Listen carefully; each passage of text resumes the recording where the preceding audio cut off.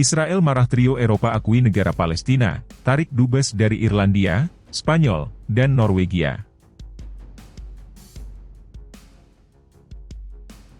Each of us will now undertake whatever national steps are necessary to give effect to that decision.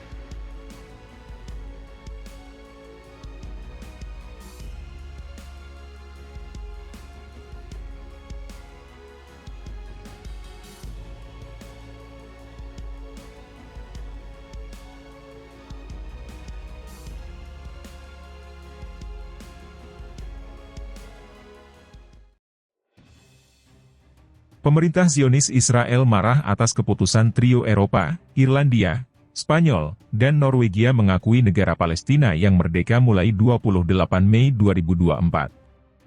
Sebagai protes, rezim Zionis menarik duta besar, dubes-nya dari 3 negara tersebut.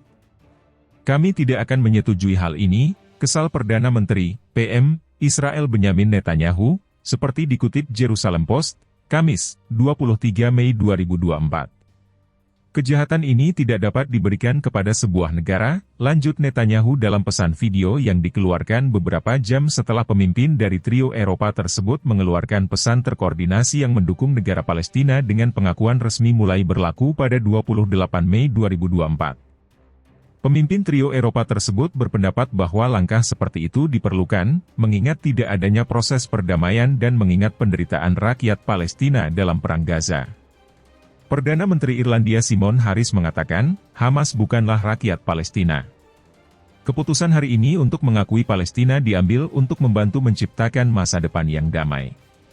Dia mengklarifikasi bahwa pengakuan tersebut merupakan isyarat kepada rakyat Palestina, yang memiliki hak untuk menentukan nasib sendiri.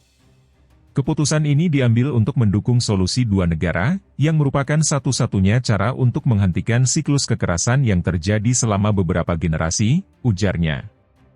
Presiden Otoritas Palestina Mahmud Abbas berterima kasih kepada Harris karena mengambil langkah berani ketika keduanya berbicara, menjelaskan bahwa dia berharap hal itu akan menginspirasi negara-negara lain untuk mengeluarkan pernyataan pengakuan serupa. Utusan Palestina untuk PBB Riyad Mansur mengatakan, gelombang Eropa ini diharapkan akan diikuti oleh gelombang lainnya yang memungkinkan Palestina diakui sebagai negara anggota ke-194 PBB. Inggris, Australia, dan anggota Uni Eropa, Malta dan Slovenia, telah mengindikasikan dalam beberapa bulan terakhir bahwa mereka akan segera melakukan langkah serupa. PM Netanyahu dan pemerintahannya telah menentang pembentukan negara Palestina sebelum perang pecah di Gaza. Mereka berpendapat bahwa otoritas Palestina sudah mendukung teror dan penghancuran Israel dan oleh karena itu, tidak dapat menjadi mitra perdamaian. Menteri Luar Negeri Israel, Israel Katz menulis di X selama kunjungannya ke Paris, Israel tidak akan tinggal diam dalam menghadapi orang-orang yang merusak kedaulatannya dan membahayakan keamanannya. Keputusan hari ini mengirimkan pesan kepada Palestina dan dunia, terorisme ada akibatnya, tulis Katz. Israel khawatir negara-negara barat lainnya akan mengikuti trio Eropa tersebut, yang menurut rezim Zionis akan membuat Hamas merasa simpati internasional terhadap mereka sehingga semakin mempersulit upaya untuk mendapatkan kesepakatan pembebasan 128 tawanan yang tersisa. Langkah terdistorsi yang dilakukan negara-negara ini merupakan ketidakadilan dalam mengenang para korban 7/10, sebuah pukulan terhadap upaya pemulangan 128 sandera, dan dorongan bagi Hamas dan kelompok jihadis Iran, yang melemahkan peluang perdamaian dan mempertanyakan hak Israel untuk membela diri, tulis Katz.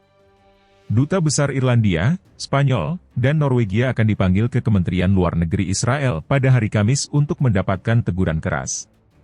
Untuk memprotes pengumuman trio Eropa tersebut, Menteri Keamanan Nasional Israel Itamar Ben-Gvir melakukan kunjungan pertamanya ke kompleks Masjid Al-Aqsa di Temple Mount Yerusalem, yang dikenal oleh umat Islam sebagai Al-Haram Al-Sharif. Ben-Gvir berdiri dengan Dome of the Rock, kubah batu, sebagai latar belakang, menyatakan, "Kami bahkan tidak akan mengizinkan deklarasi negara Palestina." Dia menekankan bahwa situs tersebut, yang merupakan situs tersuci dalam Yudaisme dan tersuci ketiga dalam Islam, hanya milik negara Israel.